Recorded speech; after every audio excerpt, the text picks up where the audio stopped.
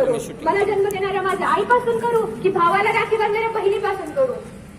की स्वराज्य घडविणाऱ्या शिवबाच्या आदर्श माता, राजमाता, राष्ट्रमाता जिजाऊपासून करू की शिक्षणाचे दार खुले करणाऱ्या सावित्री आईपासून करू? बलात्कार सारख्या विषयावर जर बोलायची वेळ येत असेल तर मला या समाजाबद्दल खूप मोठी शोकांतिका वाटते. काल परवाच एका डॉक्टर कन्येवर बलात्कार करून हत्या केल्याची बातमी मी टीव्ही चॅनलवर ऐकली आणि माझे अंग थरकाप करू लागले. इतक्या निर्दयीपणे बलात्कार करून हत्या केली गेली, तेव्हा कुठे गेली आमची माणुसकी?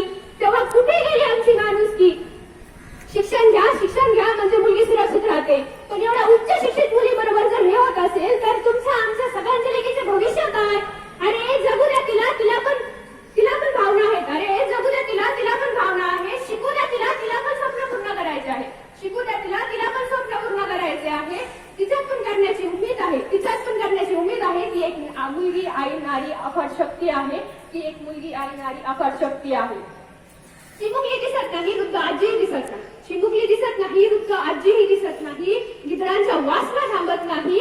हो आजची स्त्री सुरक्षित नाही. जंगलातील राक्षसे माणसाच्या वेशात आया बहिणीच्या आबरूवर हात घालतात. कुठे गेली भारतीय संस्कृती? इतक्या लवकर संपली माणुसकी? अरे अशा महिला अत्याचारावर लगाम बसला पाहिजे. परस्त्री ही बहीण समान मानावी असे संस्कार जिजामातांनी शिवरायावर केले.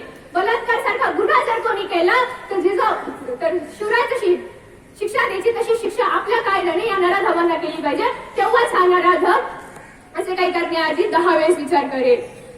प्रत्येक घरात शिवरायांसारखा मुलगा निर्माण व्हायला, प्रत्येक घरात सुसंस्कारी मुलगा निर्माण होण्यासाठी प्रत्येक आईने जिजामाता बनायला हवे. तेव्हाच या अत्याचाराला लगाम बसेल. धन्यवाद.